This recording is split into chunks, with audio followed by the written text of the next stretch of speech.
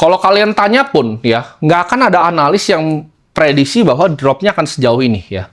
39% dari Januari peak ya. Ini pasar modal kita.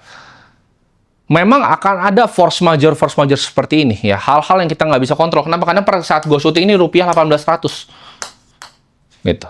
Sesuai dengan apa yang udah gue bilang. Tapi gue pun tetap masih melakukan kesalahan berinvestasi. Ya mungkin gue cita-citanya suatu saat jadi patriot gitu kan di negara ini. Jadi ketika asing ada yang jual, gue masih pegang barangnya, masih setia gue sama negaranya. Karena gue percaya dalam 10-20 tahun lagi, ini akan jadi negara besar. Ya. Dan kalau gue sampai salah pun, ya nggak apa-apa. Ya, 10% dari portofolio. Kalian harus ingat bahwa kekayaan itu bisa datang, ya, bisa datang dan hilang secara sekejap. Ya. Ini ketika retail euforia, kalian harus tahu, di saat 2025 ini ya, ketika banyak sekali influencer, retail Indonesia itu lebih besar dibanding fund lokal. Ya. Kalian harus tahu, flow-nya itu lebih besar. Jumlah uang rupiahnya, triliunannya, lebih besar retail yang mencet dibanding fund manager lokal. Makanya fund manager lokal banyak yang nggak bisa gerak. Karena yang naik itu barang-barang retail semua, mereka nggak kebagian barang. Ya, mereka harus beli lagi tadi, yang gede-gede lagi. Karena mereka harus bisa jual. Ya, ketika misalnya ada redemption, mereka harus bisa jual.